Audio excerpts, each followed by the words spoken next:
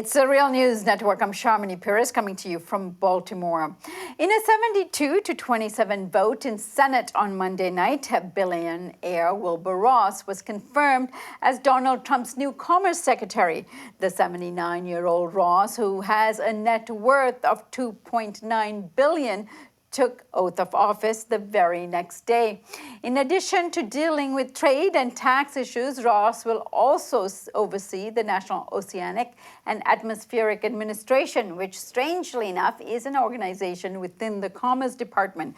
Joining us now to discuss Wilbur Ross as Commerce Secretary is James Henry. James is a leading economist, attorney, and investigative journalist who has been investigating Trump's business connections to Russia. He has recently published a piece on Wilbur Ross titled "Wilbur Ross Comes to D.C. with an Unexamined History of Russian Connections." It's published in dcreport.org. Thanks for joining us today, James. You're quite welcome. James, what is your reaction to Wilbur Ross's confirmation as the new Commerce Secretary? Well, I think it's astonishing that a fellow who's deeply involved in a Russian haven bank, Bank of Cyprus, the largest one on this offshore haven that has been, a leading conduit for Russian flight capital and money laundering, has just been approved with the vote of 72-27. The U.S. Senate didn't ask a single question about his Cyprus connections and the fact that he has, three Russian oligarchs as partners, and one of them is a KGB agent. The person that Ross personally nominated for this bank is the former head of Deutsche Bank, which was just indicted for money laundering Russian money, and is Donald Trump's largest creditor. One of the oligarchs that was involved in the Bank of Cyprus also purchased Donald Trump's house in Florida for $95 million, twice what he paid for it back in 2008. So there's a lot of connections here that I would have hoped that the Senate would have explored before they approved his nomination. Now, Senator Elizabeth Warren, in reference to the confirmation, wrote that Wilbur Ross is practically a cartoon stereotype of Wall Street's fat cat with no interest in anyone but himself. She tweeted that. And then, of course, Senator Chuck Schumer, the Democrat of New York and minority leader, also had trouble with it. He wrote, or he said that Ross's questionable business ties to Russia was something to be concerned about. He said that Mr. Trump and Mr. Ross's administration had failed to be forthcoming about the connections to Russia, and that was troubling. Now, these are two Democrats that obviously voted against this, but really the opposition vote was only 27, which means that many Democrats voted for Ross. Give us a sense of why that happened. Well, a couple of weeks ago, I tried to get some senators to write a letter to Ross, and we provided a lot of facts. They did that, and unfortunately, Ross refused to answer any of the questions that they raised, partly because we couldn't get a single Republican senator to defect here. But I expected the vote anyway to be a lot closer, but, he got 20 out of the 46 Democrats in the Senate to vote in favor of Wilbur Ross. So I think part of the problem is that, there's about 12 of these 20 senators that voted for him, so-called Vichy Democrats, who are facing a re-election 2018. He's got a lot of friends with a lot of money, and the campaign is going to be expensive. 6 of those Democrats up for re-election are in states that Trump carried. So there's a lot of pressure, and so you found people like Senator Casey from Pennsylvania, Senator Brown from Ohio, voting in favor of Ross. Senator Feinstein from California, who is 83, and I would have thought was beyond influence here, also voted for Ross. So he has a lot of connections. He's also kind of the establishment investment banker. He's Harvard Business School, Yale, on the boards of quite a few nonprofits, 12 nonprofits, 19 offshore companies that none of which we know much about. But even though he has all these things that you'd really like to ask him much more questions about, the Senate is, I think, clearly not able to, do another hearing on this guy. And so he sort of sailed through. The disturbing thing about another, concern that we have about Ross is that some of his partners were, appear to have been flying in and out of the United States quite a bit on the campaign trail.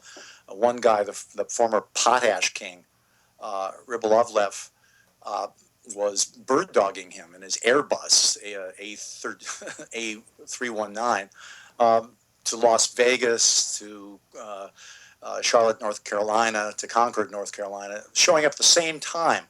Trump's planes were there. So, that's a very curious thing, and I documented that in my article.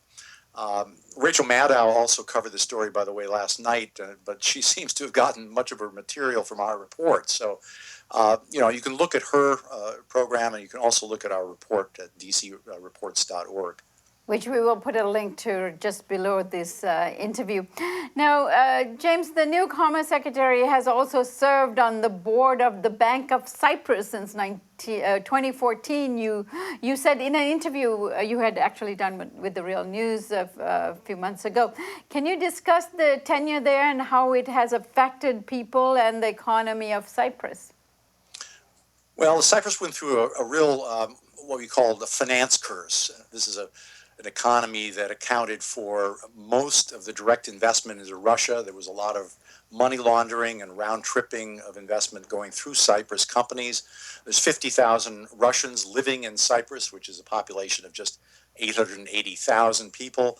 The banks there are absolutely notorious, and the Bank of Cyprus is the leading example of that. 2013, they went belly up and had to be bailed out with 10 billion euro loan from the ECB and the IMF.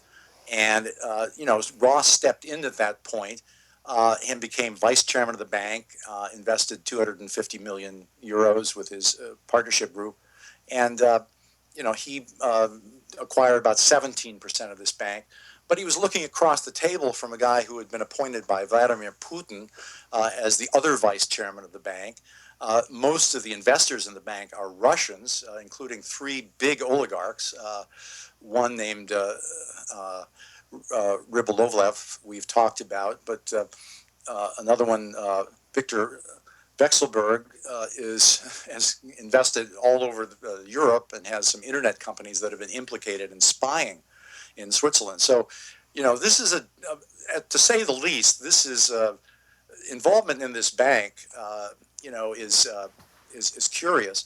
And now Ross says that he will divest from the bank and give up the vice chairmanship now, but he's tolerated these folks as partners.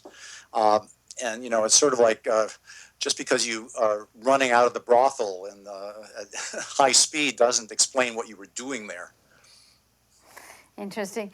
Now, also interesting is that Ross has earned praise from the United Steelworkers President Leo Gerard for saving jobs in the steel industry.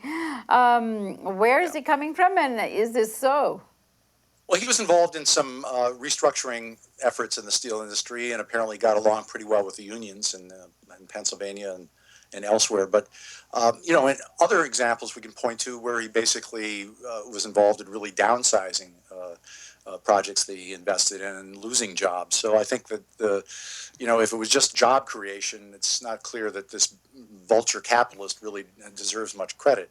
He was also deeply involved in bailing out Donald Trump back in the early 90s and, his casino operations. That was when they first got to know each other.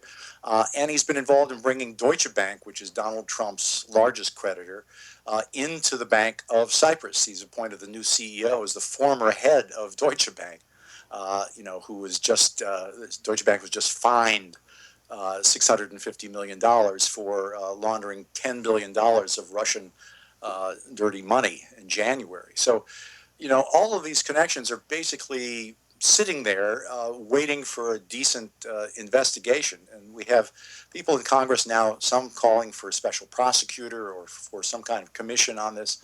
I don't think Donald Trump is going to be able to ignore these Russian connections forever. We need to get to the bottom of some of his connections. Unfortunately, one of the key posts that Ross now runs as head of the Commerce Department is the Bureau of Sanctions Control, part of which overlooks the sanctions the U.S. has imposed on Putin's inner circle. And so it'll be interesting to watch and see if Ross relaxes those sanctions. All right, James, I thank you so much for coming on and elaborating on Wilbur Ross's credentials. I urge everyone to click on the link below, which is an article that James Henry has written titled Wilbur Ross Comes to DC with an Unexamined History of Russian Connections, which is published in dcreport.org. I thank you for joining us today, James. Good to be with you. Thanks. And thank you for joining us here on the Real News Network.